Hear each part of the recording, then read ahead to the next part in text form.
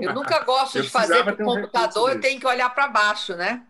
É, pois é, não, eu pus um negócio aqui embaixo, mas assim, tá ruim desse jeito? Eu posso pôr mais coisa. Não, não, você está bem. Eu Ó, tenho que estar olhando para baixo. eu pus Ó, uma começamos caixa. lá, eu acho. Muito bom dia a todos, pessoal. Com muita felicidade que a gente começa agora essa terceira edição dos debates sobre o planejamento patrimonial e dessa vez com mais duas queridas professoras e amigas, a professora Ana Carolina Brochado Teixeira, aqui de Belo Horizonte, e a professora Daniele Chaves Teixeira, do Rio de Janeiro. E hoje a gente vai falar sobre um outro assunto extremamente importante, interessante e controvertido ligado ao planejamento patrimonial, que é o da partilha em vida por ato entre vivos. Né?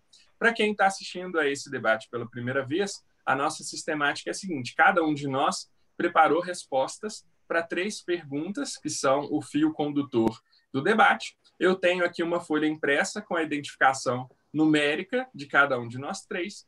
Aí agora, seguindo a ordem alfabética, eu vou pedir à professora Ana Carolina para indicar o número de 1 a 3 e depois a professora Daniele para indicar um número, né, considerando os que sobraram, e assim o número que a professora Ana Carolina tiver indicado, por ser a primeira na ordem alfabética, a gente vai olhar na lista, essa vai ser a primeira pessoa a responder. Depois a pessoa indicada pela professora Daniele e a pessoa que sobrou fica por último. Assim, aleatoriamente, a gente define a ordem das apresentações. Nesse primeiro momento, um não vai interagir com a fala do outro. Terminada essa primeira fase, a previsão é de no máximo 10 minutos para cada um de nós. Aí, depois de termos ouvido, a opinião de cada um, isso sem que houvesse qualquer tipo de preparação, então antecipadamente a gente não sabe o que o outro vai falar. Aí, em seguida, a gente passa para a fase dos debates, provavelmente para discutir as controvérsias acerca das respostas e outros assuntos também que sejam ligados ao tema. E hoje eu estou acompanhando também a conversa aqui pelo YouTube, então se alguma pessoa que estiver assistindo quiser fazer algum comentário, quiser fazer alguma pergunta, pode enviar que eu vou verificar aqui e trago para o debate, viu? Então eu espero que seja uma manhã muito produtiva, muito proveitosa. Ana, então você indica o número 1, 2 ou 3? Bom dia, né, a todos. Quero agradecer, Felipe, o convite para estar aqui hoje debatendo aí com vocês, com a querida Dani, com você também, que já é um querido. E esse tema super difícil, né, da partilha em vida. Então, já estou começando a fazer um habeas corpus preventivo e quero o meu número 3. O 3, ok. Dani, você indica o 1 ou 2? 2. O 2, muito bem. Então, olha só, pela primeira vez eu não vou ser o primeiro a falar, ainda bem, aqui está a ordem, olhem bem. Então, o número 1 sou eu, vou ficar por último. O número 2, a Dani, que vai ser a segunda. E o 3, a Ana, que vai ser a primeira. É legal que é bem aleatório mesmo, né? Então, Ana, eu agradeço muitíssimo a sua participação. Estou muito feliz por receber você e a Dani aqui, né? São pessoas muito queridas. A Ana eu já conheço há mais tempo, tenho uma admiração enorme. A Daniele eu conhecia pela obra, né? Passei a conhecer remotamente, né? Ainda não é pessoalmente, né, Dani? Mas esse ano, mas enfim, a admiração é enorme também, né? São pessoas pelas quais eu tenho um carinho grande e um respeito profissional muito grande. Quero ouvir as ideias, né, para debater as ideias. Eu sempre digo, tenho dito, né, nesses debates, que discordar é possível e é bem-vindo no direito, né, desde que a gente saiba fazer isso, né, respeitosamente, educadamente. Então, a ideia realmente é que surjam pontos de divergência. Então, eu estou muito ansioso, acho que vai ser uma manhã muito bacana. Então, Ana, mais uma vez te agradecendo, você tem a palavra para você apresentar as suas respostas iniciais. Aliás, antes, né, deixa eu só preparar as pessoas. Quais foram as 3 perguntas que eu formulei para que a gente pudesse conduzir o debate? A primeira pergunta é: qual instrumento ou qual negócio jurídico instrumentaliza a partilha em vida por ato entre vivos? A segunda pergunta foi se a partilha em vida por ato entre vivos dispensaria o inventário. E a terceira pergunta, se a partilha em vida por ato entre vivos representaria adiantamento de herança, ou de legítima, ou de parte disponível. Então, são as ideias iniciais para que a gente possa provocar o debate. Ana, então, você tem a palavra. Muito obrigado mais uma vez pela sua participação. Imagina, eu que agradeço pela oportunidade, pelo convite. Bom, esse tema da partilha em vida ele é super difícil, né? Porque ele envolve uma grande complexidade de relações jurídicas e a gente tem um único artigo, que é o artigo 2018, do Código Civil para balizar, para nos auxiliar na interpretação e na construção desse raciocínio. Na verdade, o que acontece assim, em relação à partilha em vida, que no meu ponto de vista, e aí só para fazer uma introdução, Felipe, rapidinho, assim, para a gente entrar claro. Né, nas respostas aí, das suas provocações. Eu acho que assim, não é à toa que o direito das sucessões é o último, né, para a gente estudar, porque a gente pressupõe um conhecimento prévio de toda a complexidade do direito civil para a gente analisar o direito das sucessões. E é por isso que assim, nós estamos no momento que a gente está pensando tanto na necessidade de uma revisão dessa sistemática como um todo, né? E por isso aí, né, a importância desses debates que você tem feito aí, provocado no seu canal, no seu perfil do Instagram, a professora Daniele Teixeira também, com Arquiteturas do Planejamento em Pauta, com o congresso a semana que vem, né? Assim, eu acho que o direito das sucessões ele realmente precisa de uma revisão, né, muito profunda, por causa das mudanças nas relações familiares, nas mudanças nos tipos da circulação da riqueza, né? Isso mudou muito com os novos bens jurídicos e etc. E aí, quando a gente vai falar da partilha em vida, a gente vê que as pessoas têm buscado muito hoje em dia, né? Eu vejo assim, lá pela minha prática do escritório, planejar, né? E a partilha em vida é uma das formas da gente fazer isso. Mas eu vejo também assim, a necessidade de fazermos isso com segurança, né? E aí, para fazermos isso com segurança, a gente precisa de ter algumas respostas firmes para as suas provocações, né? Então, primeira delas, qual que seria então, para fazer essa ponte com as respostas? Eu acho que o grande desafio da partilha em vida é a segurança. Não é um privilégio dessa forma, vamos chamar assim, de planejamento sucessório, porque a gente tem outras formas que têm que ser revistas sempre mesmo, né? Assim, imagina quem fez um planejamento sucessório antes do Código de Processo Civil de 2015, que utilizou a doação como esse instrumento com a perspectiva de colação anterior, né? Esse planejamento tem que ser revisto hoje. E aí, como a vida é maior do que o direito, isso é maravilhoso, né? Porque está sempre nos desafiando ao repensar dos institutos, o mesmo acontece com a partilha em vida, porque podem acontecer 1000 situações na vida prática que desafiam aí esse único artigo 2018 que deve ser inserido num contexto de todo o arcabouço principiológico e normativo do direito das sucessões, óbvio, né? Então, a partilha em vida é uma forma de transmissão inter vivos, como você disse, do patrimônio, e ela se instrumentaliza naquele momento ali que é feita a escritura pública de partilha em vida, né? E o artigo 2018 diz que o principal requisito, vamos chamar assim, seria o respeito à legítima, né? Você fez um debate com o Caio ontem a respeito da questão da legítima, se deve permanecer, se não deve, quais critérios, que eu acho que isso é um debate, um dos mais importantes do direito das sucessões hoje. Então, para ser mais objetiva, né, quando o nosso escopo é o debate, eu entendo que a forma de transmissão, de formalização, é a escritura pública, né, que a gente faz no cartório, que aí opera a transmissão imediatamente, né, do patrimônio daquela pessoa que visa transmitir os bens. E aí o outro ponto, precisa de inventário, não precisa de inventário? Eu entendo que não é necessário inventário, se você transmitiu todos os bens. Claro que a partilha ela não engloba os bens futuros, né? Porque não está no meu patrimônio, como que eu vou transmitir algo que não é meu? Então, o inventário ele pode ser necessário se houver a aquisição de patrimônio após a escritura pública da partilha em vida.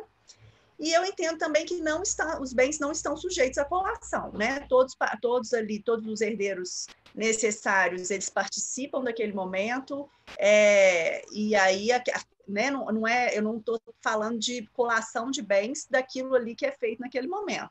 A gente pode, eventualmente, estar sujeito à nulidade ou à redução dos termos da disposição para adequação da legítima, mas, assim, a colação eu entendo que não.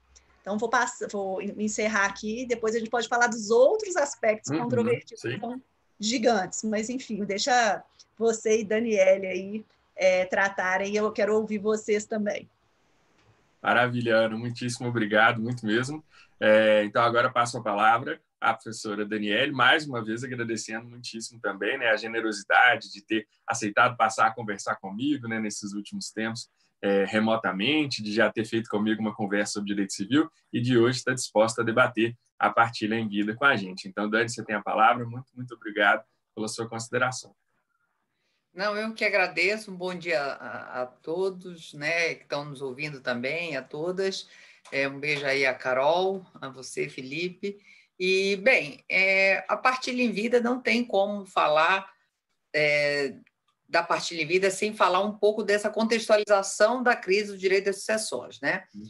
Que exatamente por esse engessamento, esse descompasso que existe entre a nossa legislação, o livro 5º do Código Civil, né, com a sociedade, esse descompasso, nosso direito das sucessões está extremamente enrijecido. E, por isso, nós estamos buscando revitalizar alguns institutos, né, na necessidade de maior liberdade de testar ou de maior autonomia da autor-herança. E, nesse perfil, é que se buscou a partilha, que é um artigo único, partilha em vida, que é um artigo único, né, o 2018 do Código Civil, e que trata dessa questão. Eu acho importante também contextualizar que as relações, as transformações socioeconômicas fizeram o direito das sucessões criando a autonomia que ele exige hoje na sociedade. Um maior esforço da doutrina, que sempre largou um pouco o livro o direito das sucessões, a nós nos debruçarmos mais sobre isso. Então, com certeza, falar em partilha de vida, algum tempo atrás, isso não era um artigo praticamente morto no Código, isso se torna necessário em função de todas essas transformações familiares, a questão também dos novos bens, que não se restringe mais só um patrimônio, a riqueza de alguém só em patrimônios imóveis, propriedade imóveis, pelo contrário, né, a riqueza e a forma de bens móveis se traduz muito nisso. E essas relações, e eu acho que uma das mais adequações para a partilha em vida vem em função das transformações familiares dos meus, teus e os nossos filhos. Porque eu acho que ela está sendo utilizada em um planejamento muito, às vezes, exatamente entre uma núpcias e outra, entre um casamento e outro, porque a grande... a gente vai ver as vantagens e desvantagens posteriormente, eu vou também já responder as suas perguntas, mas essa contextualização se faz assim, da necessidade que a gente está dessa maior liberdade e está ressuscitando um instrumento, e que era muito pouco aplicado e discutido. Ela agora tem as vantagens e também suas desvantagens, porque você dispor de todo o seu patrimônio numa vida que hoje em dia as pessoas vivem muito mais. Então, assim, ela veio, mas, ao mesmo tempo, ela ainda não está sendo tão aplicada. E tanto que precisa, eu acho que, de esforço muito mais, pouca coisa escrita sobre partilha em vida. A gente está muito... tem um pouco de jurisprudência que diverge um pouco sobre os efeitos dela. Então, assim, com certeza é um tema que as pessoas estão falando muito pouco e tem que se falar mais por conta dessa característica.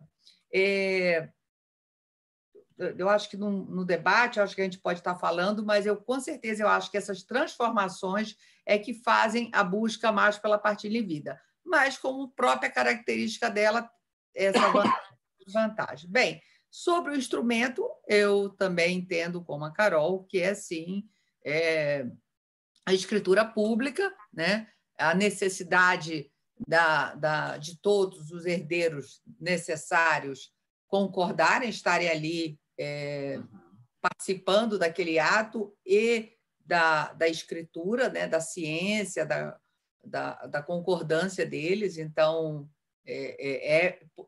por este ato. Sobre a necessidade, a segunda é sobre a questão do inventário? Isso. Eu entendo que não precisa, é até utilizado como uma das vantagens do partilha em vida, é não entrar no inventário. Lógico que qualquer patrimônio adquirido pós a partilha em vida teria que ter aí sim um segundo inventário realmente no momento da morte, né? mas é visto até, é vendido, né, de uma certa forma, como a não necessidade do inventário. Importante colocar, o professor Paulo Lobo defende, ele fala que Ponte de Miranda diz que é necessário o inventário, né, que precisa da homologação do juiz, né? Então, é importante dizer esse ponto aí, mas em outra parte da doutrina diz que não é preciso. E, na prática, eu acho que, até para valorizar, eu acho que essa questão de fugir do inventário seria interessante. Mas é importante pontuar aí Ponte de Miranda e a posição do professor Paulo Lobo. Sobre a questão de adiantamento de herança? Isso, se é adiantamento de herança ou não. Não, não é, porque é diferente de doação, é importante distinguir. Partilha em vida, inter vivos, não é doação.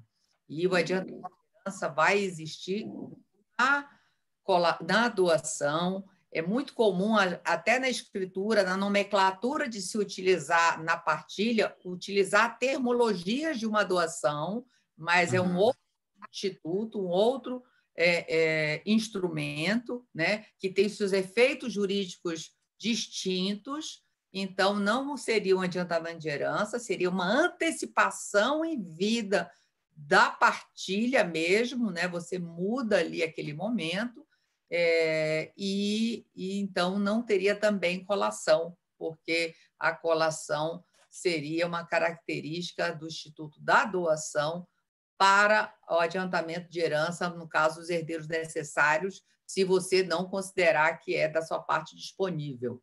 Então, eu digo que não é adiantamento de herança. Ok. Respondi as 3 perguntas e aí estou pronto para te ouvir também. Maravilha, Dani. Muito obrigado mesmo. Essa experiência de hoje vai ser interessante porque, por coincidência, né, sem querer, nos últimos 2 debates, no sorteio, eu acabei sendo o primeiro a falar. Dessa vez, você o último. Eu acho bem legal falar por último. Eu prometo para vocês que eu não vou descumprir a regra que eu próprio criei. Eu não vou comentar, nesse primeiro momento, as respostas que vocês duas trouxeram. Agora, eu confesso também que, como eu estou estudando especificamente esse assunto da partilha em vida nesse momento, para o livro, né, sobre planejamento patrimonial que eu estou escrevendo, eu já sei, por exemplo, né, já li o que a Dani escreveu. Não li ainda o que a Ana escreveu sobre esse assunto, mas eu já li o que a Dani escreveu, tanto no livro do planejamento sucessório, quanto também num capítulo que ela tem sobre planejamento sucessório, num livro organizado pela Ana e pelo Gustavo, um manual muito interessante de direito das famílias e do direito das sucessões. Então, Dani, se você sentir que eu estou tocando no seu pensamento, é por ter lido já, né, o que você escreveu. Mas vamos lá. Por que eu propus essas 3 perguntas para o debate? Porque eu acho que nós 3 concordamos, né, que fazer o planejamento sucessório é extremamente importante, né, hoje talvez mais do que nunca, né, e nós 3 que advogamos sabemos o tanto que é importante que o planejamento busque segurança, né?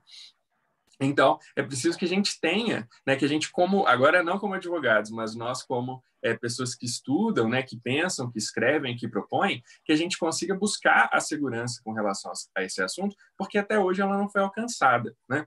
Ainda bem que vocês não chegaram a falar, porque como eu acho que eu sou aqui o maior fã de história, né, eu tinha deixado para falar sobre isso, apesar de que quase todo mundo que escreve sobre partilha em vida repete esse trecho, né? Mas o Clóvis Bevilacqua, ao comentar o artigo 1776 do Código Civil de 16, que corresponde ao atual artigo 2018, diz que a partilha em vida por ato entre vivos no direito brasileiro era uma planta exótica. Né? E por que ele fez esse comentário? Porque ele estava explicando ali que no projeto original dele ele não previa, né, a partilha em vida, que não era uma tradição do direito brasileiro, que isso já existia no direito romano, né, mas que não tinha sido um instrumento previsto pelo direito filipino. Então ele tinha uma preocupação com qual seria o resultado da adoção da partilha em vida no direito brasileiro. E é por isso, Ana e Dani, que eu gosto tanto de estudar história.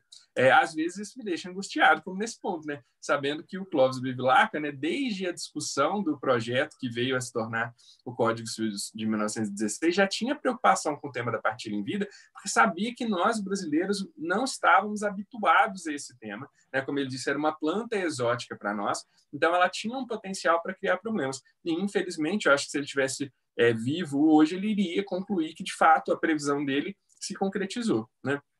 Então, vamos lá às perguntas, porque o tempo inicial é breve. Bom, qual é o primeiro instrumento?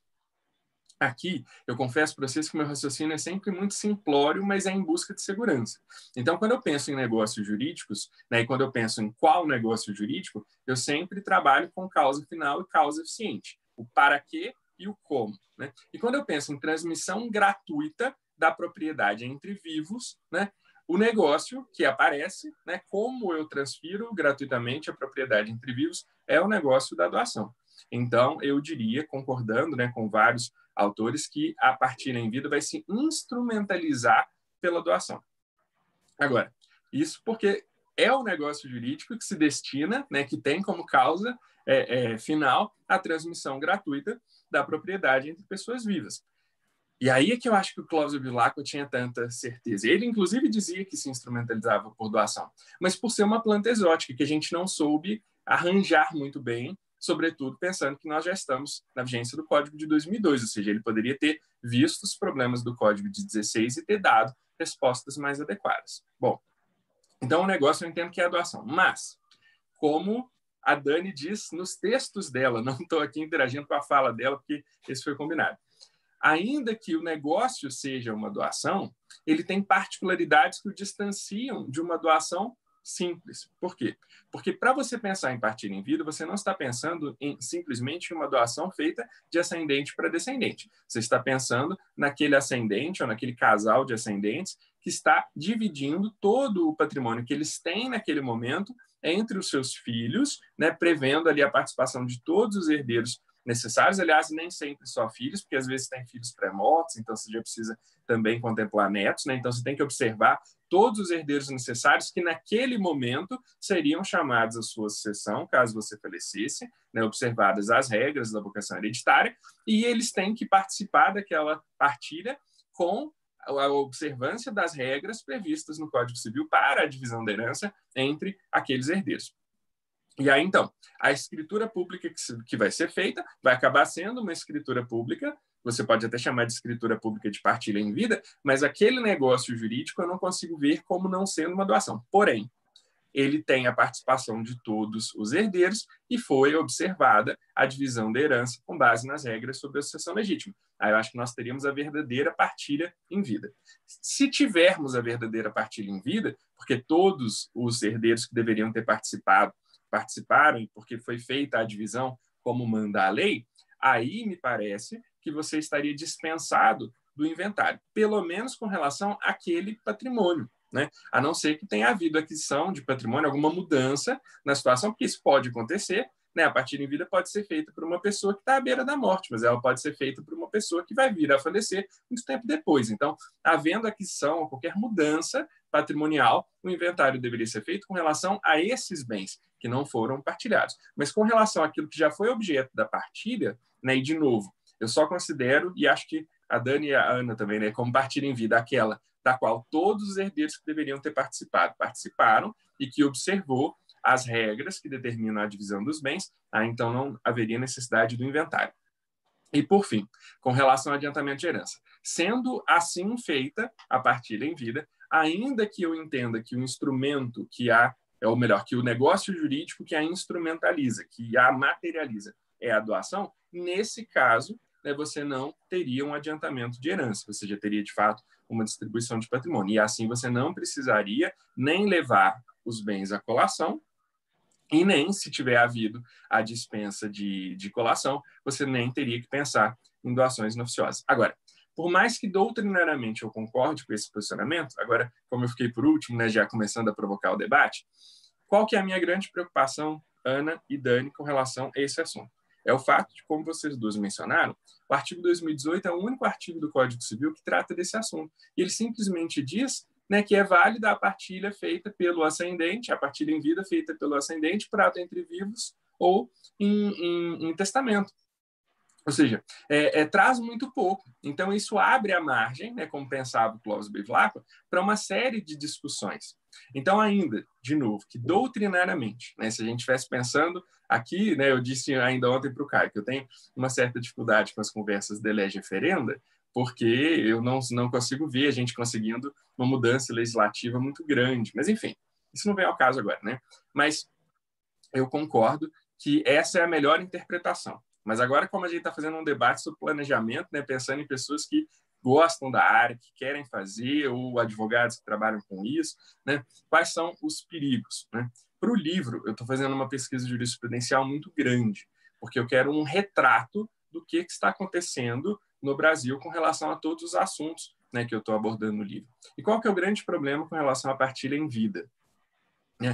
Isso passa pelo Tribunal do Rio, passa pelo Tribunal de Minas, e nem são os tribunais que têm a maior quantidade de resultados. Então, aqui já para a gente fazer a virada, né, para o debate, né, porque até agora parece que a gente concordou muito, né, mas só para a gente poder começar a debater, vejam resultados que eu encontrei. Bom, majoritariamente até agora, e eu acho que eu já examinei praticamente metade dos resultados que a minha pesquisa gerou, e eu estou trabalhando com um recorte de 2003, desde que entrou em vigor o Código Civil de 2002 até 2020, então é muita coisa, né? São muitos anos, e eu estou estudando todos os tribunais de justiça do país, mais o STJ. Até agora, majoritariamente, se entende que a partilha em vida é uma antecipação de herança. Então, ou a partilha em vida estaria sujeita à colação, ou seja, aí a pergunta do mês já fica respondida, né? Tem que ter inventário. E aí, no inventário, então, você vai levar os bens à colação. Isso, segundo a maior parte dos julgados que tem esse entendimento, para que você, então, possa conferir se aquela ressalva da parte final do 2018 foi cumprida. Né? Porque o 2018 diz que tem que haver, né, o respeito da legítima.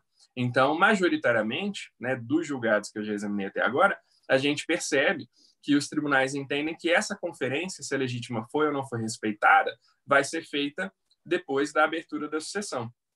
Então, teria que haver inventário e teria que haver colação. Agora, ainda não apareceu o problema que a Ana muito bem já mencionou, da colação na vigência do CPC de 2016. Porque pelo comando do Código, eu sei que não é essa a interpretação do enunciado 611 da Jornada de Direito Civil, mas pelo comando do Código, a colação seria feita em substância, ou seja, aí você esvaziaria de sentido a partilha em vida, porque se você vai doar e aquilo depois vai voltar, né, então para que você doou? Então, esse é um ponto. Um outro ponto preocupante. Esse foi um julgado que eu encontrei ontem, mas eu vou seguir a linha da Thaís até. Thaís diz, segura a ansiedade, não vou ficar contando, porque depois as pessoas vão ficar desestimuladas de ver o livro. Né? Mas tem um julgado muito interessante que considerou o seguinte, olha, foi feita uma partilha em vida, e a partilha em vida, esse julgado foi na nossa linha. A partilha em vida, ela até se faz por uma doação, mas ela tem características próprias. Como o herdeiro participou da partilha em vida, então, e a partilha em vida não gera antecipação de herança, ela não se sujeita à colação, e como ele concordou na época, mesmo que a legítima dele não tenha sido respeitada, a partilha em vida é válida, porque na época ele concordou e porque a gente está falando de direitos patrimoniais disponíveis. Então, vejam, já é um outro raciocínio completamente diferente. Uns entendem que você vai conferir se a partilha observou ou não a legítima, levando os bens à colação no inventário. Esse outro julgado diz que não, que se o herdeiro participou, ele assinou, ele concordou, então, mesmo que a legítima dele não tenha sido respeitada, ou seja, até que essa parte da regra do 2018 tenha sido descumprida, que a partilha em vida seria válida mesmo assim. Muitos julgados entendem que você discutiria não a colação, mas que você teria que observar se aquela doação foi inoficiosa ou não. E aí isso é um problema, né? Porque se você não tiver feito um único instrumento, né, doando todo o seu patrimônio, se você tiver feito doações, né, picadas, para um filho num dia, para um filho no outro dia, aí o limite do 549 vai mudar, porque o seu patrimônio está mudando. Então, acho que isso prejudica muito, né, a discussão. Outros entendem, inclusive, que por conta do 549, se você fizer a partilha em vida com a dispensa de colação, para deixar claro que você não quer que aquilo ali seja revisto no inventário, você não poderia doar mais da metade do patrimônio. E aí, então, seria sempre uma partilha em vida parcial. Né? Outros entendem que a partilha em vida de todo o patrimônio seria válida se houvesse uma cláusula de reserva de usufruto, né, ou que fosse observada aquela outra regra do Código Civil que diz que tem que haver a preservação da subsistência do doador, dos doadores, né, se for casal. Então, assim, são tantos problemas que a gente percebe assim, que os tribunais não conseguem concordar sobre o que é a partilha em vida. Aliás, um julgado aqui, esse eu vou comentar rapidamente, né, para a gente poder começar logo o debate. Esse é muito interessante. O tribunal aceitou tanto que a partilha em vida era um negócio diferente da doação, que ele aceitou uma partilha em vida judicial, porque a mãe queria fazer partilha dos bens para os filhos e uma das filhas não concordava. E aí, como ela não concordava, ela não queria assinar a escritura. E aí, como a mãe já queria fazer a partilha em vida definitivamente, ela tentou fazer a partilha judicialmente e o tribunal aceitou. Em primeira instância, aceitou-se, né? Depois houve recurso e o tribunal manteve a decisão aceitando, mais uma vez, que você podia fazer partilha em vida por ato entre vivos, judicialmente, para suprimir, serão dos pedidos específicos, para suprimir a manifestação de vontade daquele beneficiário que, naquele momento, dizia que não concordava com aquela partilha. Ou seja, são tantas controvérsias, né, que me mostram que se a gente for pensar em escrever, e aí a gente está pensando aqui em escrever, né, eu acho que essa distinção a gente sempre tem que fazer para o nosso público. Né? A nossa conversa de hoje é, como diziam os romanos, de lege lata. A gente está tratando da interpretação do direito que nós temos em vigor, trabalhando com o que nós temos, e não pensando em como nós gostaríamos que fosse ou como nós achamos que deveria ser. Porque essa distinção no debate jurídico sempre é necessária. Né? Quando a gente vai debater, pensando numa mudança legislativa, o que nós gostaríamos que fosse. Esse é um assunto. Outra conversa completamente diferente é como nós devemos trabalhar com o direito que temos. Muitas vezes até a nossa opinião sobre como o direito deve ser aplicado, ela vai de encontro, ou seja, ela não bate com aquilo que nós achamos que deveria ser. Mas uma coisa é o que a gente acha que deveria ser se a gente pudesse alterar a norma. Outra coisa é, considerando todo o arcabouço jurídico, toda a nossa formação, como que nós vemos que a norma deve ser aplicada, concordando ou não com o resultado do ponto de vista de como deveria ser. Enfim, falei muito. O que vocês têm a dizer aí sobre esses pontos para que a gente possa começar o debate? Toda essa dificuldade, assim, se tem uma segurança que eu tive, sabe, Dani e Ana, é que quando o cliente pensa em fazer partilha em vida, a gente tem que tomar muito cuidado com o como a gente vai orientar esse cliente, porque as opiniões, a gente não tem ainda, por incrível que pareça, né, em tantos anos, já 17 anos de vigência do Código Civil, a gente não tem uma quantidade de julgados significativa para a gente poder apontar um norte jurisprudencial. A maioria dos tribunais, inclusive, tem poucos julgados. E os que tem tanta divergência, às vezes até dentro da mesma Câmara, que o que eu estou seguro é que a gente vive uma situação de insegurança com relação a esse tema. Então, o ideal mesmo aqui seria que o legislador tivesse explicado melhor no Código de 2002 o que ele entende como partilha em vida. Né? Como a gente sabe, a única mudança que se fez do 1776 do Código de 16 para o 2018 do Código de 2002 foi trocar filhos por ascendentes. Porque o Código anterior falava de partilha feita para filhos. Aliás, partilha feita pelos pais. E o atual fala de partilha feita por ascendentes. Mas essa é uma mudança que diz muito pouca coisa e é um ajuste que a gente, por interpretação, já poderia fazer. Né? Agora, qual é o negócio? Se vai haver inventário, se não vai?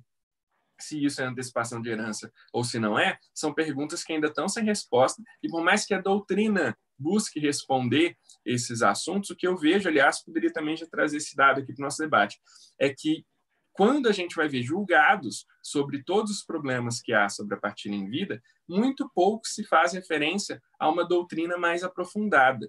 Normalmente, o que os tribunais trazem para dar um embasamento doutrinário é simplesmente uma citação de manual, só falando que existe o 2018. Né? Então, não chegam a buscar a doutrina que entre nesses debates. Olha, conforme o artigo científico tal, publicado lá na RBD Civil, o autor diz que tem que ter inventário, diz que não tem que ter inventário. Não, é uma pesquisa mais rasinha de manual. Assim, manual tem seu lugar, gente. Eu, inclusive, tenho manual, mas o manual serve para aquele que está começando a estudar o assunto, para aquele que está começando a entender o direito. Né? Não é para uma pesquisa de temas tão específicos, de temas mais complicados. Né? Mas é essa referência que se faz. E uma ou outra referência a julgados, em geral, algum julgado da STJ, né, quando você quer dar um argumento jurisprudencial. Mas, na maioria das vezes, né, não tem esse embasamento. Isso eu percebi da pesquisa. É mais como aquele magistrado interpreta o 2018. Se ele acha que o 2018... Enfim, as várias interpretações, não vou voltar a falar delas não, porque eu quero mais ouvi-las. Eu estou vendo que a Dani acho que já tem aí uma contribuição para o debate. Então, podem ficar muito à vontade, viu, Dani e Ana? Não, Ana, pode falar, Carol, se você quiser. Não, como vocês quiserem. A gente deixou a parte histórica para o Felipe, foi de propósito, né, Dani? Porque a gente sabia que ele ia começar por aí, assim, intuitivamente, né, Felipe? A gente acaba, assim, conhecendo um pouco, e aí eu acho que é isso mesmo, é a parte que você mais estudou e tudo, eu acho que você tem muito para contribuir. Bom, eu acho que é esse panorama mesmo, né, em termos, assim, das controvérsias, dos problemas e tudo. Em relação assim eu anotei uns tópicos aqui para comentar, a questão do adiantamento de legítima, desse julgado que você trouxe, é uma controvérsia interna, né? Eu acho que se a gente for considerar como adiantamento de legítima e aí suscetível à colação, destrói a partilha em vida, né? Você não precisa desse instituto, né? Porque ainda mais com a colação em substância na data da morte, né? Imagina aquele que é o problema, né? Assim, eu acho que isso aí já é um problema. E o problema maior ainda, que é aquele do enunciado que você tocou, quando a pessoa já desfez do bem, né? Então, assim, eu recebi porque a transmissão é da propriedade, pode, né? Se não tiver nenhuma reserva de usufruto, eu tenho ampla liberdade, o herdeiro, né? Para transigir sobre o bem, aí, assim, a gente realmente acaba com o instituto. Então, eu acho que, assim, pensar em partilha em vida, sob essas regras do Instituto da Doação, né? Não como a planta exótica, mas como o Instituto da Doação mesmo, eu acho que aí, assim, eu não preciso de ter esse instituto, né? Então, assim, rasgo 2018, apaga lá do Código Civil, né? Isso é uma coisa. A segunda coisa é o outro julgado que você falou a respeito do herdeiro necessário ter participado, né? E aí eu acho que a gente olha para uma vertente que talvez seja uma tendência, né, da questão da maior autonomia das pessoas, que eu sempre acho que a autonomia ela tem uma consequência que é a responsabilidade, né? Então, a gente está o tempo inteiro nesse caminho de ordem pública, autonomia privada, ordem pública, autonomia privada, o direito civil, o direito de uma forma geral, eu acho que o direito civil, ele caminha para uma regulação de uma fronteira que não é fixa, né? Uma fronteira móvel, porque é uma fronteira que é muito suscetível aos influxos sociais, às mudanças de perspectiva. Se eu estou falando de autonomia existencial é de um jeito, autonomia patrimonial é de outro, tudo. Mas a gente não pode esquecer, Felipe, assim, que ainda, isso que você falou, nós temos o direito posto, né? E no direito posto, nós temos legítima, né? E a legítima, ela se baseia na ordem pública, que, por sua vez, está fundamentada no princípio da solidariedade familiar. Então, assim, a lei tal qual está, ela tem uma razão de ser. E eu acho que o Instituto da Legítima, ele precisa ser revisto, não tenho dúvida, assim, eu acho que caminhamos para isso, mas assim, querendo ou não, é o que queremos, né? É a projeção que fazemos, é o direito sucessório desejado, mas não é o direito sucessório vigente, né? E eu acho que a gente tem, assim, é o que a gente aprende desde o primeiro período, que, né, algumas coisas a gente ainda precisa, né, precisamos respeitar.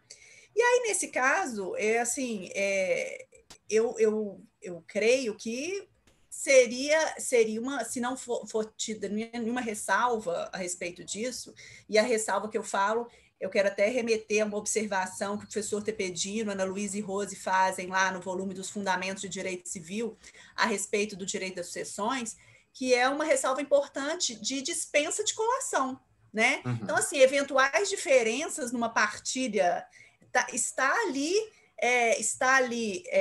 colocado, vamos dizer assim, na parte disponível do doador, né? Ou do autor, o titular do patrimônio, não é nem o autor da herança nesse momento ainda, né? O titular do patrimônio. Então, eu acho que assim, essa é uma observação de segurança que é uma cláusula talvez importante das pessoas inserirem quando for fazer partilha em vida, que é exatamente, olha, eventuais diferenças de quinhões estariam ali dentro da parte disponível.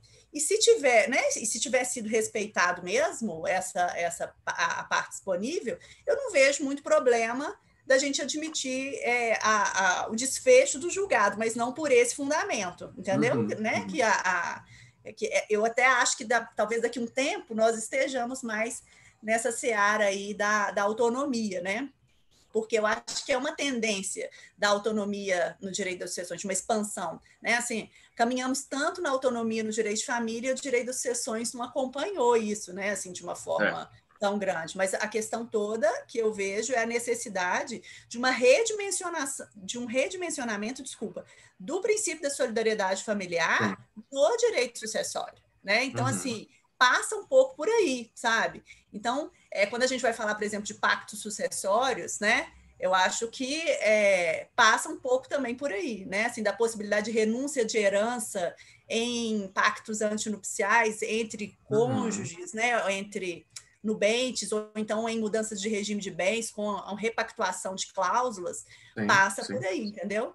Então, assim, são esses os comentários que eu queria dizer, e eu vou incrementar aqui, já que o negócio é debater, vou incrementar para a Dani aqui, para você, a questão que me angustia muito também na questão da partilha em vida, e aí queria ouvir vocês, assim, eu conheço um pouco da posição da Dani, não sei a sua, que foi objeto de um parecer da professora Heloísa Helena Barbosa, que está inclusive publicado na Civilística, e que fala, né, o artigo dela no livro do Arquiteturas, dela com o Vitor Almeida, tangencia um pouco esse tema, que é, por exemplo, o momento da verificação da capacidade sucessória na partilha em vida. Se é no momento da partilha ou se é no momento da morte, né? Então, por exemplo, aquele caso em que você faz a partilha, levando em consideração o cônjuge, né, e ele herda, por exemplo, e depois que houve a partilha em vida, existe um divórcio superveniente, né? Depois, óbvio que é superveniente. Mas, então, assim, eu acho que aí a gente entra no plano da validade, né? Quer dizer, como é que ficamos em relação a isso? Então, já que eu me usei de um privilégio aqui de comentar aí, colocar essas pílulas dos problemas aí entre nós, para a gente também, que eu acho que esse é um tema muito ligado às novas relações familiares, dessa maior autonomia no direito de família, né? Que eu acho que talvez seja uma questão para a gente refletir muito, até para pensarmos sobre a real utilização e segurança também desse instrumento de planejamento sucessório. O que vocês acham? Com certeza. Ana, antes de ouvirmos a Dani, só um breve comentário. Um dos casos que eu examinei muito interessantes diz respeito a uma partilha em vida que contemplou filhos menores. E aí, depois que essas duas filhas que eram menores, né, atingiram a maioridade, elas questionaram a partilha em vida, dizendo, olha, nós não manifestamos a nossa vontade, mas ainda em Deus, como o representante tinha aceitado por elas a partilha em vida, seguindo a lógica de que era uma doação, que não tinha problema. Enfim, e só para mostrar, né, o tanto que é um tema difícil. Né? Eu acho que até agora nós concordamos, né, com relação a como nós entendemos que é a correta interpretação do 2018, né, mas também acho que concordamos no sentido de que, pela falta de diretrizes claras, né, no texto da lei, né, e pelo fato de que é um assunto ainda não tão explorado, a aplicação é muito complicada, né, porque quando a gente fica na mão da decisão, né, do Poder Judiciário, temos uma grande dificuldade por conta das interpretações. Né? Eu acho que isso se explica em grande parte pelo fato de que é muito raro você ter varas especializadas em sucessões. Né? Então, ou muitas vezes o juiz que vai ter que mexer naquilo ali é o mesmo juiz, às vezes, de uma vara única, né, que julga crime também. Então, acho que isso atrapalha um pouco, né, a prática desse assunto quando há a busca pelo Poder Judiciário por uma solução. Mas, enfim, eu só queria deixar um ponto aqui claro para a gente poder prosseguir com o debate, Ana. Entendo, quer dizer, foi o que eu entendi, e se foi o que eu entendi, eu concordo, mas só me disse isso mesmo. Você considera que na partilha em vida, né, por ato entre vivos, você então teria que respeitar a legítima com relação à metade daquele patrimônio, e aí teria que haver a igualdade, né, justamente reproduzindo... Eu e a lei, né? Eu e a lei, entendemos assim, né? Exato, e a outra metade você poderia... Não, eu concordo com você, como eu te falei, se for isso mesmo, eu concordo. O que é muito interessante é que eu não vi esse entendimento, Ana, e eu, como te falei, né, eu já examinei metade dos resultados que a minha pesquisa jurisprudencial gerou, e não houve até agora quem seguisse essa linha. Ou os tribunais entendem que se houve dispensa de colação, você tem que examinar tudo o que foi doado para ver se respeitou o artigo 549, né, e às vezes modificam tudo que foi feito, ou eles entendem que se não houve dispensa de colação, que está tudo sujeito à colação, eles não fazem essa distinção. né? E na prática também, eu acho que isso tem muito a ver não só com o entendimento do juiz, né? Mas com como aquele ato foi feito, o papel do advogado, de quem orientou. Aliás, um dos casos mais bizarros desse foi um caso que o tribunal destacou muito. A escritura tinha sido mal feita, e aí ela dizia que era uma escritura de partilha em vida, mas com adiantamento de legítima, e mais adiante ela dizia que havia dispensa de colação de todas as doações que eram contempladas. Ou seja, jogou tudo no mesmo barco e, de fato, estava muito difícil entender o que tinha de fato acontecido, né? Mas, enfim, então entendi, concordo com o seu posicionamento. Mas eu acho que precisa de ter essa cláusula, né, Felipe? Só fazer essa ressalva, tem que ter essa cláusula, porque, né, não se presume. Então, eu acho que é uma forma, talvez, de falar que as diferenças de quinhões saem da parte disponível, né? Sim, sim. E aí você tem o fundamento, como você bem falou, né? Você tem chega aquele resultado, mas bem, de maneira fundamentada. Né? Claro, mas é a segurança jurídica que a gente precisa, né? Da racionalidade e fundamentação das decisões, né? Com certeza, com certeza. Dani. Não, eu acho assim, o planejamento sucessório, né, um planejamento patrimonial com visando a sucessão, causa-morte, você quer buscar já por si só uma segurança jurídica. Então, você já está buscando que as coisas fiquem claras, resolvidas, pré-estabelecidas, quanto mais faladas, melhor, e assim por diante, né?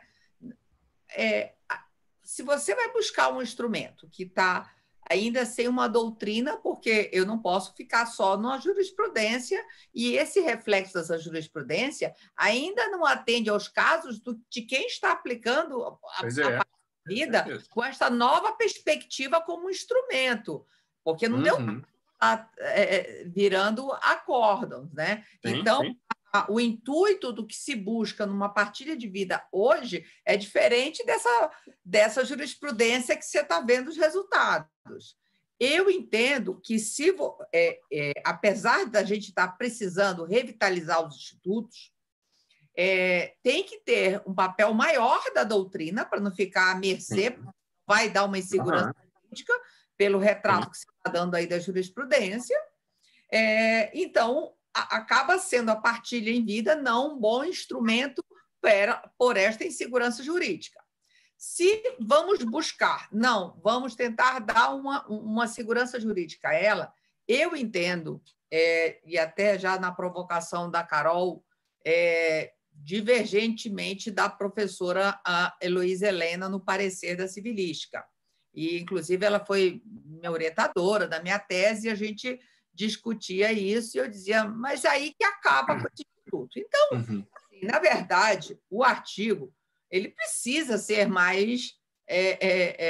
se a legislação não nos fornece, a doutrina cabe à doutrina, e não só a doutrina se omitida e está na mão da jurisprudência, para muito mais a refletir, de nós estarmos fundamento. Concordo com você, quando todo mundo que escreve é muito pouquinho, e citando muito os manuais antigos, Pontes de Miranda, Maximiliano. Então, a gente tem que ver se é um instituto que a gente está ressuscitando hoje para essa sociedade, ele teria que dar segurança jurídica. Se não está dando, já é um instrumento que talvez não tenha tanta aplicação. Aonde ele está tendo aplicação é exatamente na situação de quando você está indo para uma segunda núpcias, porque, por outro lado, que mostra que a partilha em vida não é interessante hoje, dificilmente as pessoas querem dispor de todo o seu patrimônio, mas você vivendo mais 30 anos como se vive hoje, você vai doar tudo, você vai ficar vulnerável a circunstâncias, tudo bem, tem a limitação do 548, que você não pode dispor total, você tem que ter o mínimo para sobreviver, mas pode ter uma pensão e deixar um imóvel com usufruto, mas você está antecipando ali a sua partilha. Será que é isso? As pessoas tendo cada vez mais uma vida qualitativa, no sentido de uma velhice, de poder, você vai dispor tudo isso com qual interesse? Eu acho que a gente tem que ver qual é o objeto, qual é o interesse de se buscar uma partilha em vida. O que eu tenho visto, quando é aplicado, é muito, às vezes, numa segunda núpcias, você não quer que tenha uma comunicabilidade entre os bens, e aí você já passou o primeiro divórcio, ou né, a homologação de uma dissolução de união estável, e aí você está passando por uma segunda núpcias, e, às vezes, você já tem seus filhos, já tem suas empresas, já tem seu patrimônio, não quer que isso comunique numa nova relação, e você sabe que hoje, com questões, efeitos sucessórios, nós não temos um regime que vede totalmente, tem quem defenda que a união estável, o companheiro não seja herdeiro necessário, mas a doutrina majoritária e jurisprudência entende que sim, que o companheiro é herdeiro necessário. E você não querendo isso, você está utilizando a partilha nesse momento. E isso, eu não vejo partilha de vida sendo feita no momento pré-morte, não. Eu tenho visto, quando eu tenho visto, que ela ainda é muito pouco aplicada, eu acho que estamos ressuscitando alguns institutos, estamos, mas na prática, se for ver, muito poucas pessoas eu tenho visto caso de partilha em vida. Então, está se buscando, mas quem tem feito? Tá? Quais os casos? Os casos que eu tenho, os poucos casos que eu vi, então, se é para dar insegurança jurídica, que não está tendo, e a pessoa dispor com tanta antecedência de todo o seu patrimônio, o que eu vejo é quando é o objetivo de não haver essa comunicabilidade numa segunda núpcia. Você já tem um patrimônio constituído, suas empresas, e aí você já está casando até também com uma pessoa que não quer que comunique também o patrimônio dela. Às vezes, as pessoas, antes de entrar nessa segunda núpcias, estão fazendo suas partilhas de vidas para entrarem, vamos dizer assim, zerados para um novo jogo a partir dali. Então, olha o caso que está se aplicando às partilhas em vidas, já que se está se buscando ressuscitar esse instrumento como uma forma de planejamento sucessório. Eu entendo, eu não concordaria, por exemplo, com essa judicialização da discordância de um herdeiro necessário. Acho que, se tivesse a discordância, não é possível se fazer a partilha em vida. Tá? Mas isso é a minha forma de interpretar teria que ter a anuência de todos os herdeiros. Né? Ô, Dani, desculpa te interromper, mas talvez o fundamento para isso é que eu concordo com você, tá? Mas talvez o fundamento para isso seja, no momento da partilha, a impossibilidade de renúncia à herança, né? Exatamente com o fundamento lá no 426. Então, talvez o que o juiz tenha pensado, sem ler esse acórdão, pode ser isso, mas eu também concordo com você. Isso aí tem que ser ato de autonomia. Não acho que pode ser judicializado, não. Desculpa te interromper, tá? Não, é ótimo que você está complementando agora. Uma coisa que eu sei que eu e a Carol não pensamos exatamente ela igual em relação a essa questão do parecer, e que você também fala que teve uma decisão, mesmo quando a fração da pessoa não foi atendido completamente o quinhão dele, mas ele concordou naquele momento, teria validade. O case, não sei se você conhece esse parecer da professora Heloísa Helena, da Civilística, você já teve acesso? Não, ainda não li, não. Lá, é uma questão que eu vou fazer de grosso modo, não sei todos os detalhes, mas a situação eram 4 filhos e uma cônjuge, no caso que devia ser de um regime que era herdeira necessária. Então, foi dividido em 5. Sendo que o filho não vai deixar de ser filho, concorda? Raramente, a não ser numa situação que ele... o filho vai ser filho. Pode até surgir mais, mas aí seria talvez um outro cenário. Agora, cônjuge, se você faz a partilha considerando o cônjuge naquele momento, é ato de vontade, capacidade, todos são lúcidos ali e estão aceitando as regras do jogo naquele momento. E aí houve a partilha e depois de alguns anos a pessoa se divorcia. E aí os filhos entram querendo a nulidade daquela partilha em vida, dizendo que o quinhão deles foi prejudicado, já que eles receberiam 25%, 1/4, e não só 20% como foi.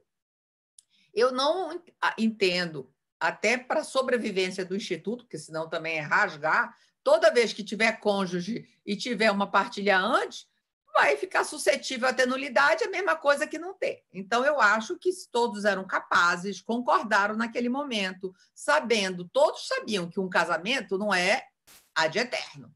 Sim. sempre pode haver o divórcio, né? Ou a dissolução ali. Então, a minha posição é que, se tiver questão de rever isso futuramente, aí eu acho que toda vez que tiver um cônjuge, essa partilha vai estar muito vulnerável, e aí eu acho que ela perde a necessidade. Então, quando tiver cônjuge, não pode acabar se aplicando. Então, todas essas inseguranças que a partilha de vida dá, eu indico que ela é um instrumento muito pouco ainda aplicado, exatamente por toda a falta de esclarecimento, não só legislativo, que precisaria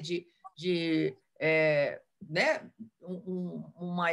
para uma maior segurança jurídica, não tem ainda doutrina suficiente também que fundamente, isso gasta tempo para ser solidificado.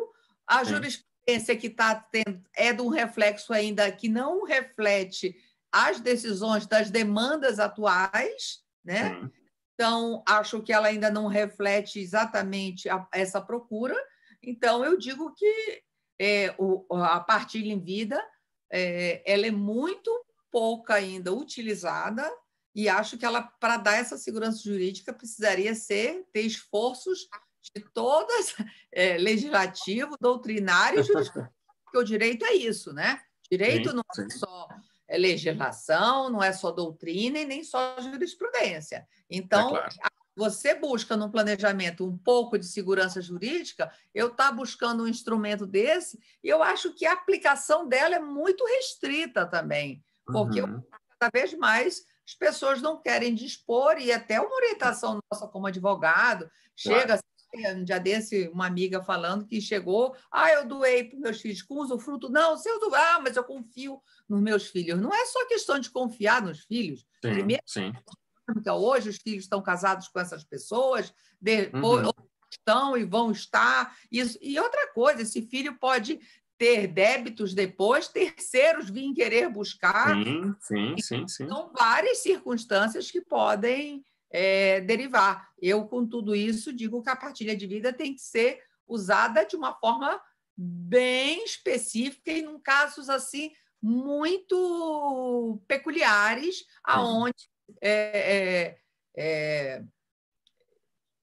que se adequa a essas circunstâncias, de ter o mínimo de disposição ainda para sobreviver, se realmente tem que ter uma segurança jurídica, uma segurança que não precisa mais daquele patrimônio. Então, por tudo isso, eu acho que é sim um outro instrumento, mas tem que se ver ele com muito cuidado, exatamente por essa circunstância que ele está de muita insegurança jurídica.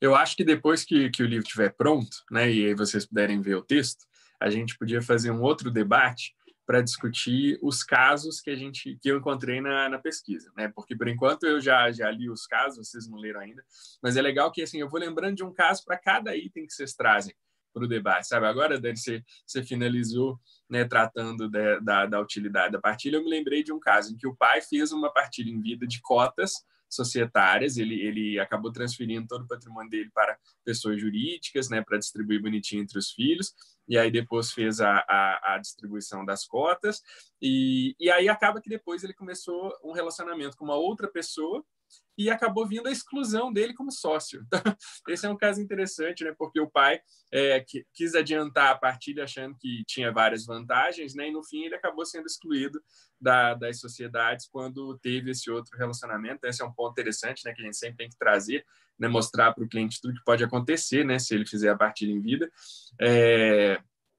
Enfim, eu tinha me lembrado de um outro caso aqui agora, mas ele me fugiu. Mas esse da exclusão... não, o outro de dívidas, né? Que você mencionou.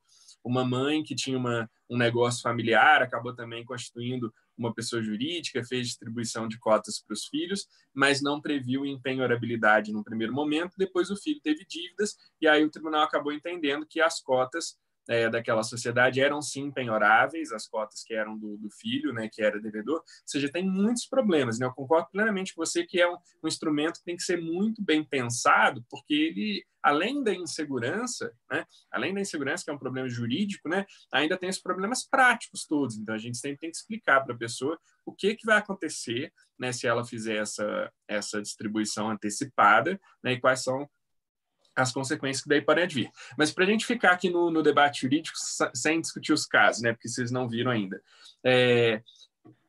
assim, alguns pontos que você trouxe para o debate, Dani, me mostram por que aquelas perguntas que eu fiz são tão importantes. Porque você veja, se a partilha for uma doação, aí eu não vejo problema em fazer essa doação antecipada, quer dizer, essa doação, né, que seria uma antecipação de herança por força do 544, a não ser que houvesse dispensa de colação, você poderia tranquilamente fazer a doação para o cônjuge, só teria que observar 544, se aquilo dali for adiantamento de legítima, ou 549, se não for, para ver o montante doado. Agora, se a gente diz que não é uma doação, que é uma antecipação de herança, aí, quer dizer, uma antecipação da partilha, né, a expressão que você usa, que a professora Heloísa Helena usa também, que o professor Tepedino usa também, né, uma antecipação de partilha, aí você encontra esse problema com relação ao cônjuge. Né? Quando eram só os descendentes e os ascendentes, no Código 16, acho que era muito mais tranquilo. Né? A partir do momento em que o cônjuge passa a ser herdeiro necessário, que ele pode concorrer com descendentes, você vai ter esse tipo de problema. Então, como a gente não tem ainda uma segurança grande sobre qual é a própria natureza daquele ato, a gente cai nesse problema. O fato de o cônjuge ter participado. Porque, veja, se a gente entender que é uma antecipação de partilha, apesar de que eu acho que vai dar no mesmo, né? Se a gente entender que é antecipação de partilha ou antecipação de herança, o fato de o cônjuge ter recebido, sendo que depois ele não vai herdar, vai dar problema. O que você acha, Ana? Pois é, mas olha só, se for doação, você coloca uma cláusula de reversão. Sim. Entendeu? Então, assim, de certa forma, é um elemento que pode, é uma solução para esse problema. Entendeu? Se a natureza jurídica for doação propriamente dita, né? Mas que eu acho que também, assim, não combina muito com a função propriamente dita da partilha em vida, né? Sim, concordo. Eu estou tentando achar aqui uma solução para esse problema do cônjuge. Aliás, eu tenho dito isso para a Tereza, e aí vocês já ficam também aí convidadas para a gente pensar em escrever, conversar, enfim, no mínimo debater essa situação da doação de um cônjuge a outro ser considerada adiantamento legítimo, porque eu acho que a gente não tem, esse assunto não é bem resolvido, nem com relação a descendentes, não acho que seja, mas pelo menos os descendentes sempre foram herdeiros necessários no nosso direito, né? Agora o cônjuge passou a ser muito recentemente, né? E aí a Dani tem toda a razão quando ela diz, o filho, a não ser que ele seja excluído da sucessão, que ele seja deserdado, ele vai participar da sucessão se ele estiver vivo. Agora o cônjuge não, porque o cônjuge é cônjuge hoje, mas ele pode deixar de ser amanhã. Então, essas doações que são antecipação de herança, como é que a gente lida com elas na hora de fazer a partilha, porque o casamento acabou em vida, né? Houve uma separação ainda de fato só, não houve divórcio, mas enfim, já quiseram partilhar o patrimônio, ou já houve mesmo o divórcio. Como é que a gente faz com essas doações que eram antecipação de herança, se ele agora não vai mais herdar? Eu nunca vi esse assunto ser debatido, né? Mas, assim, ele tem que ser debatido, porque o 544 diz que é uma antecipação de herança, né? E aí são casos em que ele vai perder o direito sucessório, a capacidade dele para suceder, não vai suceder depois, né? Enfim. E isso atrapalha, né, o planejamento da partilha em vida, com certeza. Né? Eu estou terminando a pesquisa jurisprudencial, que é muito trabalhosa, né, muito tribunal de justiça que a gente tem no país, e aí depois vou concluir a pesquisa doutrinária, e com certeza não vou deixar de ler esse parecer da professora Heloísa Helena. A professora Heloísa Helena, eu já li dela o texto que ela escreveu junto com um outro autor, agora me fugiu o Vitor Almeida. Do autor Vitor, né? Vitor Almeida, isso mesmo, no livro do Arquitetura do Planejamento Sucessório, e também ela é uma das coautoras, né, do código comentado com o professor Tepedino, com a professora Maria Celina. Então, já sei esses dois posicionamentos, né, mas do parecer eu não conheço ainda não. Agora, eu anotei aqui, né, para lembrar de comentar com vocês, dois problemas que a gente tem.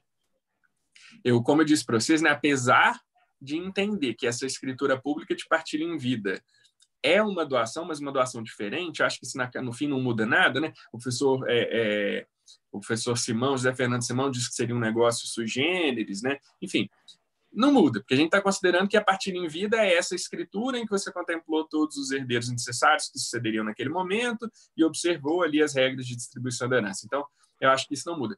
Mas, na verdade, na jurisprudência, eu percebi que isso gera impactos, porque eu encontrei casos em que o juiz ou então o tribunal depois entenderam que pelo fato de que não seria doação, né, por entenderem que era um outro negócio, que aí ele estaria impedido pelo 426. Vocês acreditam?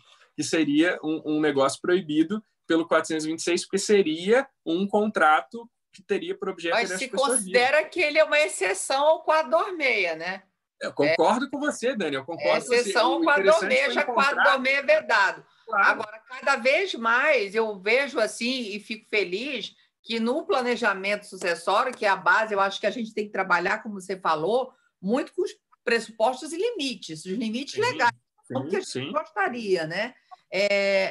Mas eu trago a questão da possibilidade da flexibilização do 426 e fico feliz de ver que hoje em dia está crescendo essa discussão aqui no Brasil. Sim, sim. A maioria, majoritariamente, também se fala da nulidade, né, de atos que sejam envolvendo o 426. O professor Rolf tem uma outra posição, não fala que é renúncia. Sim. O professor Daniel Bucar, o professor Mário Delgado defendem a questão da possibilidade de renúncia, mas, acima de tudo, se buscando também a necessidade. E o que você vê, e essas transformações socioeconômicas são tão imperiosas e que as outras legislações estão se atualizando. Inclusive, sobre a questão do Pacto Dormei, a Itália, altamente conservadora, a Carol fez a especialização comigo na Itália, em Camerino, né, Carol? A gente sabe que eles têm um direito de família extremamente conservador, em função do Vaticano ser ali dentro do Estado, o Estado do Vaticano ser dentro da Itália, e o direito das sucessões também, mas desde 2006 eles têm o Pacto de Família, que já é uma exceção ao princípio da unicidade, né, da sucessão, e inclusive do princípio da colação, porque é uma exceção. A Argentina, em 2015, a França teve modificações em 2006, 2008. Eles mantêm um artigo, tanto a França como a Itália, eles têm artigos como o nosso 426, mas foram fazendo flexibilizações. Muito quem critica fala da necessidade da mudança legislativa, né? de abrir essas questões. Mas se mostra que a Itália e a Suíça, na Alemanha e na Suíça, é expressamente possível. Então, assim, já puxando essa questão se é uma renúncia ou não, é um outro assunto que está aí em voga, só que a Argentina fez uma mudança em 2015 e deu passos muito buscando essa flexibilização também, similar ao Pacto de Família, para questões empresariais, seja pela preservação dos negócios da empresa. Então, eu acho que são assuntos que acabam envolvendo. Ainda acho que a questão do 426 é uma questão de segurança jurídica também, porque você não pode estar fazendo uma coisa que, vamos ver como vai ser lá no futuro, que é um negócio nulo. Por mais que eu busque até principiologicamente, a Carol já fez disposições no IBD Civil sobre esse posicionamento, mas são assuntos que vão todos buscando essa maior autonomia e exatamente que não haja essa comunicabilidade. Eu estou falando que eles têm tanto a ver, na verdade, a partilha em vida com a flexibilidade, exatamente pela natureza de ser renúncia ou não, se é uma exceção a isso, e a necessidade que nós estamos de buscar e ressurgir. Até acho que, nesse sentido, o testamento, né, o testamento, e agora a possibilidade do fideicomisso, de um novo fideicomisso, se o anteprojeto do IBDFAM for aprovado, que é não restringindo só a prole eventual, triangulação, né? Então, também tem esses efeitos. O próprio codicilo, né? Exercerem isso, de a gente, como do direito também, advogando, ver, às vezes, a opção do codicilo e não só a questão de pequena monta, e, às vezes, podendo ter uma outra funcionalização para o codicilo, não como também um artigo morto, como estava a partilha em vida. Então, tudo isso é necessário em função dessas adequações, né? Sim, concordo plenamente, Dani. Agora, queria trazer para o debate uma pergunta que a gente ainda não examinou e que eu acho que é um dos assuntos mais difíceis relacionados à partilha em vida, né? Voltando ao início, nós até não concordamos sobre o negócio jurídico em si, mas isso, enfim, não fez grande diferença, mas concordamos que se a partilha em vida foi feita verdadeiramente como partilha em vida, não haveria necessidade de inventário, pelo menos daqueles bens que já foram partilhados, e que aquilo não representaria adiantamento de herança. Agora, e aí, para quem está nos assistindo, né, e quem ainda é estudante, sobretudo, para ficar sempre clara essa diferença entre o que nós gostaríamos que fosse e o que nós entendemos que é, considerando o direito vigente. Eu já me manifestei publicamente diversas vezes, inclusive ontem com o Caio, contrário ao sistema que nós temos atual de legítima e de proteção de herdeiros necessários. Agora, não é a realidade. A realidade que temos herdeiros necessários, temos uma limitação à liberdade de testar. Então, o que eu vou dizer agora tem a ver com o direito que temos, e não o que eu acho que deveríamos ter, ou que eu gostaria que nós tivéssemos. Se for feita uma partilha em vida e, posteriormente, surgirem filhos, sobretudo filhos, né, que não participaram dessa partilha, a gente, em geral, pensa na partilha em vida pensando em filhos, né? Um filho não tinha sido reconhecido quando aquela partilha foi feita, ou um filho nasceu depois de a partilha ter sido feita. Esse é um ponto complicado, porque se nós entendemos que não é doação, e aí ela não se sujeita às regras da doação. Se nós entendemos que não é adiantamento de herança, então qual é a resposta, me parece, que vai aparecer para esse filho? Olha, você não tem direito, né? Aquele patrimônio já não pertence mais ao seu pai ou à sua mãe, esse patrimônio já foi objeto de uma disposição em vida, né? Como isso não é adiantamento de herança, não há o que se conferir, você não tem direito. Mas, na verdade, eu desconfio que a gente não vai querer que essa seja a resposta. O que vocês me dizem sobre essa situação da superveniência de um filho que não participou da partilha? Eu vou parar de falar dos casos, mas muitos casos, inclusive, acontecem por conta disso, pela superveniência de um filho que não participou da partilha. Mas como eu combinei, não vou falar dos casos, eu queria agora que a gente pensasse em qual seria a construção mais correta para solucionar esses casos do filho que surgiu depois de a partilha ter sido feita. O que você acha, Ana? Eu acho que é nulidade. Eu acho que aí teria que ser nulidade, tem que se buscar o que tiver e redividir. Aí eu acho que é nulidade, porque senão você não pode dizer para um filho simplesmente assim, ó, passou. Aí eu diferencio muito da questão do cônjuge. Ô, Dani, só para eu ler. Pois é, isso que eu ia te perguntar. Com relação ao cônjuge, você achou que a partilha não precisaria ser desfeita, né? Por ele ter participado. Não, mas ali com relação ao filho. Ele estava ali, todos eram capazes e todos. A Carol não concorda muito comigo. Ela depois veja isso com ela. Eu não tenho posicionamento ainda sobre isso. Não, é uma questão que me atormenta, que é o momento de verificação da capacidade sucessória. Me atormenta. Eu acho que é no momento que ocorre, entendeu? E acho que se todos ali concordaram, e eles vão ter vantagens sobre isso, né? Porque no momento que você põe um ativo dentro do seu patrimônio, você recebe, e os herdeiros ali concordaram. Se um não tivesse concordado, primeiro nem se poder, no meu entender, não poderia se fazer o negócio jurídico, né? E, inclusive, a natureza da partilha em vida é um negócio jurídico plural, né? No sentido, não é unilateral nem bilateral, e sim plural. O caso do cônjuge eu acho bem diferente da questão do filho. Surgindo filhos depois, eu acho que o mesmo intuito de um testamento ou de uma partilha que tenha sido feita tem que... é nulo aí. Por isso, eu acho, Dani, também, Felipe, que a qualificação do cônjuge como herdeiro necessário é uma coisa que tem que ser pensada, né? Que é diferente da discussão do companheiro deve ser herdeiro necessário ou não, né? Eu acho que a partir do julgado do STF, se cônjuge é herdeiro necessário, companheiro também por causa do princípio da solidariedade familiar. mas eu acho que a discussão tem que ser ainda, como diria aqui, né, nas nossas Minas Gerais, o buraco é mais embaixo. Eu acho que a gente tem que pensar se o cônjuge deve ser herdeiro necessário, por essa via também o companheiro, né? Porque é isso que a Dani falou, assim. Eu acho que o Código Civil de 2002 tutelou demais, assim, do meu ponto de vista, né? Acabou engessando muito. Não que o cônjuge não deva ser protegido, eu acho que deve. O que a gente precisa pensar em quais circunstâncias e de que forma, né? Porque ser é necessário, ter o privilégio de um quarto, não sei se condiz com a sociedade que nós vivemos efetivamente.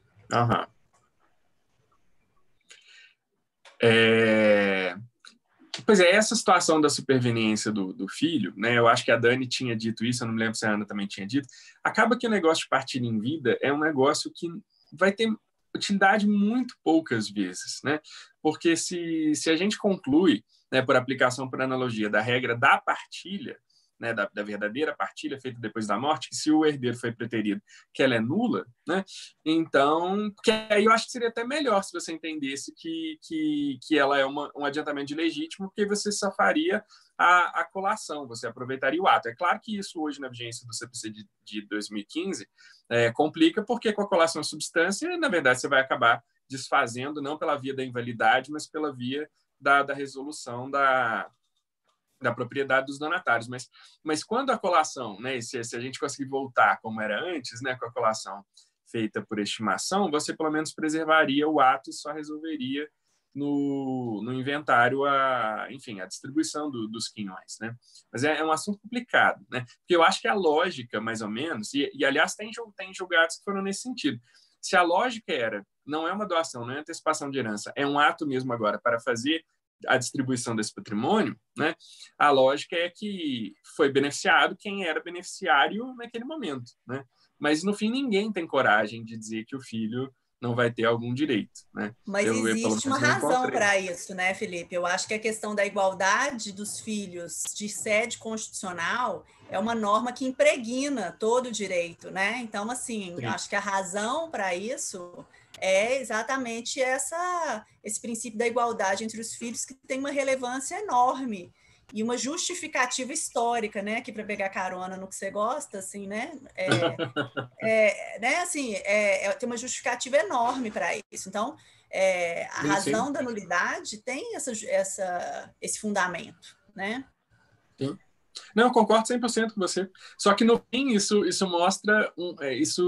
enfim, desequilibra mais ainda essa construção que já não é muito estável da partilha em vida como sendo um negócio jurídico que tem toda uma construção, né? Ainda mais hoje com a possibilidade de você, depois da morte, ainda reconhecer uma filiação socioafetiva. Pensa nisso, né? Porque às vezes o cara vai poder dizer... escritório desse. Olha só, porque às vezes a pessoa vai poder dizer para você, hoje em dia, né, nós todos advogados aqui, a gente sabe o tanto que é difícil você tocar nesse assunto com o cliente, porque ele até poderá te dizer, olha, eu sempre só mantive relações com a minha mulher, então com certeza eu não tenho um outro filho, mas pode ter um filho socioafetivo e ele pode morrer sem saber disso, o juiz pode reconhecer uma filiação socioafetiva depois da morte, então, assim, isso sempre vai tornar delicados esses atos de uma tentativa de antecipação, seja de legítima, seja de partilha, como diz o professor Tepedino, com a professora Heloísa e com a professora Maria Celina, né? Porque, enfim, sempre vai ter alguma coisa lá na frente que poderá ter que ser conferida, né? Ou seja, é um ato que você pratica agora, mas os efeitos dele vão poder ser discutidos no futuro, né? Seja como antecipação de herança ou seja como uma antecipação de partilha que poderá ter se tornado nula, até ela toda, né? Que é pior, porque aí você vai mexer em tudo e ainda entra numa discussão muito complicada. Depois a gente pode ter um outro debate sobre isso, que é a discussão que eu tenho visto também muito nas pesquisas de uso capião, se você poderia discutir o uso capião daquele bem que você recebeu, porque esse é um caminho, inclusive, Ana, eu concordo 100% com você no sentido da equiparação dos filhos, né? Mas eu tenho visto isso com relação a outros assuntos e outras pesquisas. Mas muita gente que diz que se já decorreu o prazo de uso capião da posse daquele que esteve com o bem que não deveria ter estado, porque, por exemplo, nesse nosso caso aqui, houve a nulidade daquela partilha, que ele continuaria proprietário, agora não mais porque recebeu a partilha, mas sim porque adquiriu por uso capião. Enfim, tem todas essas questões que tornam esse assunto complexo, né? Difícil enfim.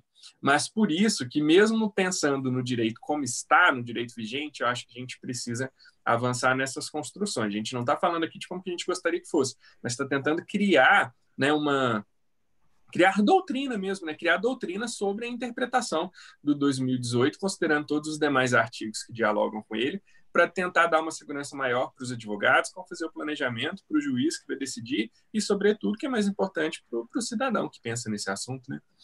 Ô Dani, o que você tem a dizer ainda?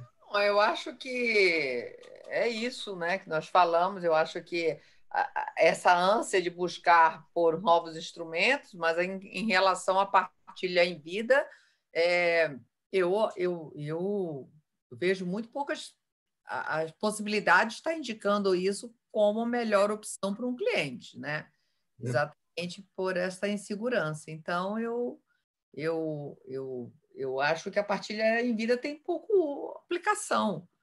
Podemos estar vendo, mas tem que ser muito a ser feito, e acho que outras formas, outros instrumentos podem vir estar sendo a solucionar sem essa insegurança que a partilha em vida estaria dando. Então, eu não tenho por que entrar numa área de maior insegurança se eu tenho instrumentos que me dão um pouco mais que já tem doutrina mais solidificada. Então, eu achando ele de pouca aplicação e isso não é de uma hora para outra que vai ser construído. Então, visando sempre fugir de litígios futuros, de questões que sejam questionadas, eu não vou estar. Isso é o que a gente faz no planejamento sucessório ou patrimonial, que é uma organização patrimonial prevendo problemas. A gente quer, pelo contrário, antecipar, é uma advocacia preventiva, Sim. Então, a aplicabilidade da partilha em vida fica muito pequena. Eu vejo muito, nesse caso específico, de exatamente ainda porque o 426 é vedado, você não querer que haja uma comunicabilidade, enquanto o cônjuge / companheiro sejam herdeiros necessários, eu acho que vai se ficar buscando esses. Então, é o único momento que eu acho que ela se adequa à partilha em vida. É numa situação muito peculiar, entendeu? Sim. E você tem que ver se tem estrutura para fazer isso, né? Porque como você também tem que ter ainda um mínimo de subsistência, Sim. E se isso é o melhor para a pessoa, porque às vezes é melhor também comunicar e não ficar tão vulnerável sem nenhum patrimônio. Que vamos supor que essa pessoa esteja casando com 50, 60 anos. Você ainda tem 20 anos pela sua vida, pela sua frente. Você pode ir organizando de outra forma. Então, na verdade, eu acho a partilha em vida muito pouco utilizada. Se fala mais de um instituto que nem estava ali totalmente morta no código. Hoje em dia, mas é muito restrito. Sim. Concordo com você 100%. Ela é... E talvez precisa ser falado isso, né? Talvez num artigo, num trabalho de se fazer toda essa... Não só de uma forma de manual, mas não foi a minha pretensão em nenhum dos artigos, nem no livro, porque é só um recorte, mais ou menos, como é a natureza do Instituto. Também no livro da Carol, também é de uma forma só mesmo apresentando os possíveis instrumentos. Ela é, sim, um possível instrumento, mas talvez possa ser um artigo trabalhado de mostrar todas as vantagens e desvantagens, essa problemática, esse resultado aí que você está fazendo de jurisprudência aí, brilhante, que sempre apesar que eu acho que ele ainda não reflete os casos. O planejamento ainda não estourou no judiciário, como vai estar algumas questões de idade, os planejamentos feitos muito com viés só societário, né, Carol? Sim. Nisso, sabe que muitas vezes um planejamento que é com viés muito só tributário tem questões de nulidade, né, Carol? Parciais ou totais. Então, você tem que buscar no planejamento a segurança jurídica, né? Sim, sim. Não, Isso eu acho acho que de muita aplicabilidade. Acho que é uma preocupação de todos nós, essa preocupação com a moda da constituição de pessoas jurídicas, né, de holdings familiares. Eu já encontrei alguns casos de problemas de constituição dessas pessoas jurídicas, mas casos mais antigos, mas eu acredito que no futuro próximo a gente vai ter uma quantidade muito maior de controvérsias por conta dessa moda do momento, né? Você joga no Google planejamento acessório, logo aparece lá sites especializados em fazer a tal da constituição da holding familiar, e o pessoal achando que isso resolve tudo, enfim, e muitas vezes criando muito mais problemas, né? Eu acho Eu que não podia deixar de fazer um registro. Hoje, pela primeira vez, eu estou acompanhando o debate pelo YouTube. Eu estou vendo aqui que nós temos a minha irmã, a Bruna Liraduc, queridíssima lá do Espírito Santo, a Chamir, que eu não conheço, mas que tem se comunicado comigo pelo Instagram.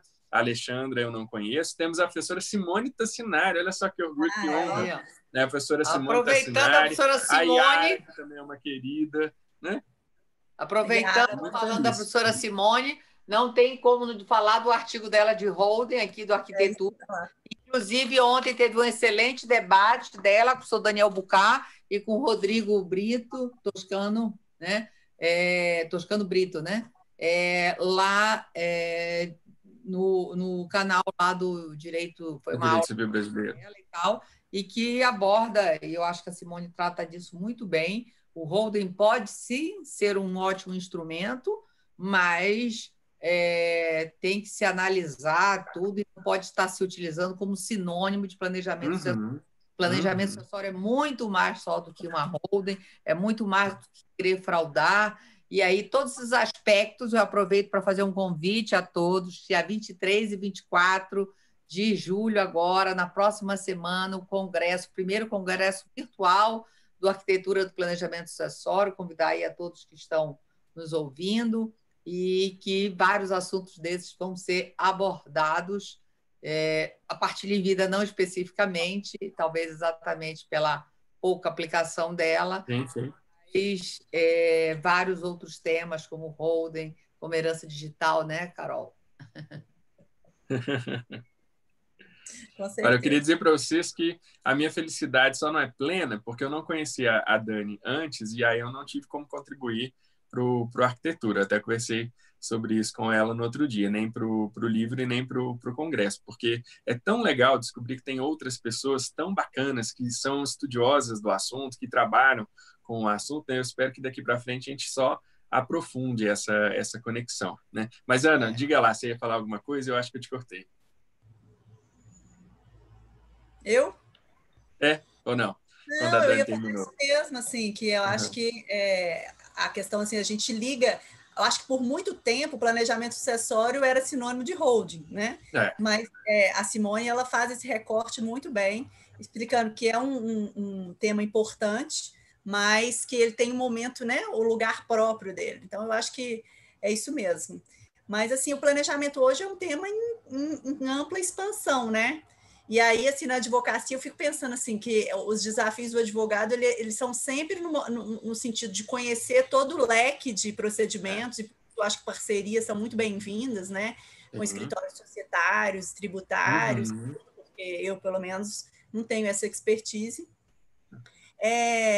Mas que também, assim, pelo viés do plano da validade, né? Porque, às vezes, a gente tem... A segurança, ela tem que estar exatamente nessa questão, que como o direito posto hoje, mas também com sucessivas modificações legislativas, né?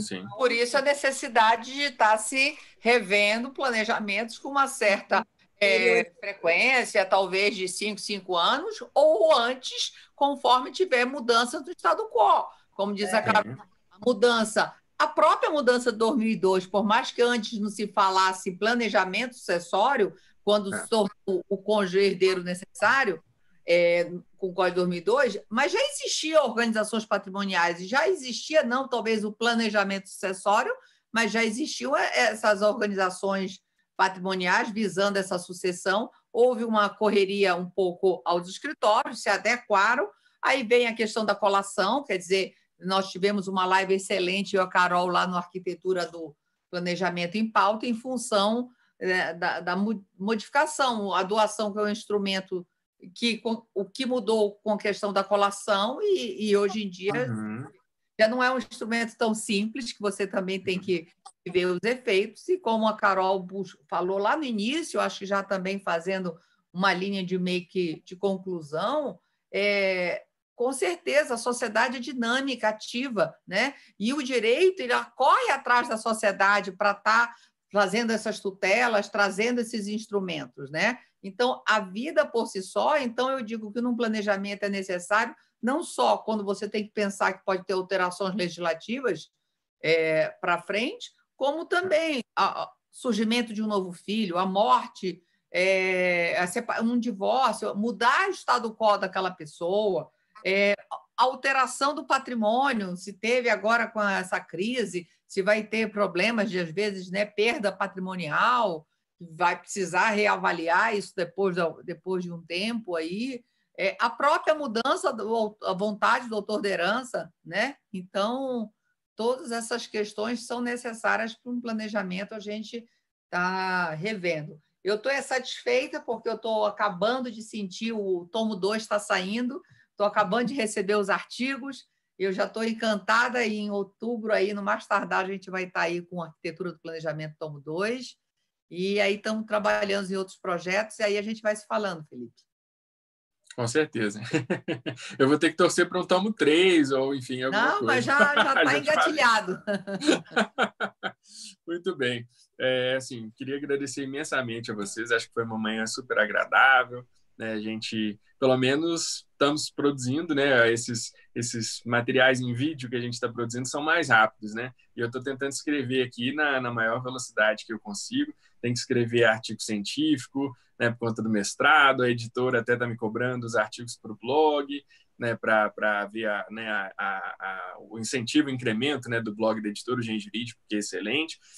Estou escrevendo um livro novo, estou tentando também descansar um pouquinho, porque o semestre passado foi pesado, mas esses eventos fazem com que a gente consiga ficar mais conectado, né, e em menos tempo a gente consiga discutir mais ideias. Então, queria agradecer muito mesmo, de coração, vocês duas. A Dani já é uma pessoa muito querida, apesar de que eu conheço há menos tempo, mas que eu admiro muitíssimo, né, que é doce, que é inteligente, que é brilhante. E a Ana, eu nem sei o que dizer, né? A Ana, eu sempre digo para ela que nossa é musa. Muita admiração, né? Muita admiração. Eu queria muito ter sido aluno da Ana. Eu acho que assim, a idade não permite isso, né?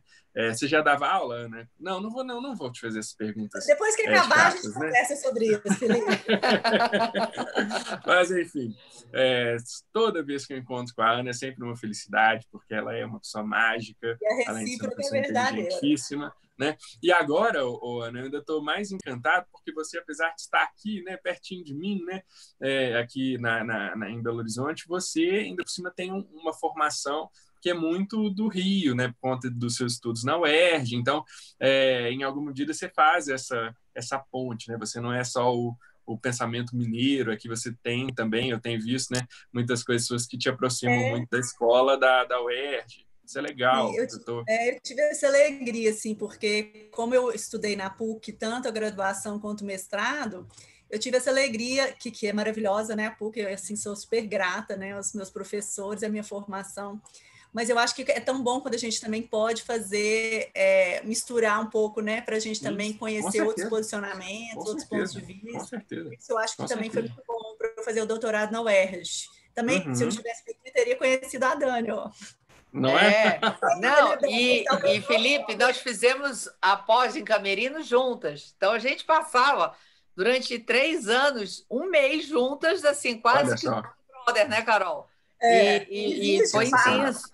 E depois a defesa da tese lá, fomos mais de 4 vezes para a Itália e ficarmos de sensacional. Um mês, uma experiência. E aí criou essa amizade ímpar que... Então, eu estava no mestrado, começando, a Carol já no doutorado, fomos colegas em várias matérias, e aí fez essa parceria aí que ela foi na minha banca, né? Minha examinadora até também de tese e tudo mais. E aí foi um problema. Eu entendi, porque eu não podia trocar ideia com ela na época da tese. E aí eu falei, antes tivesse conversado e botado outra pessoa na banca. A gente teve todo esse cuidado, né, Carol?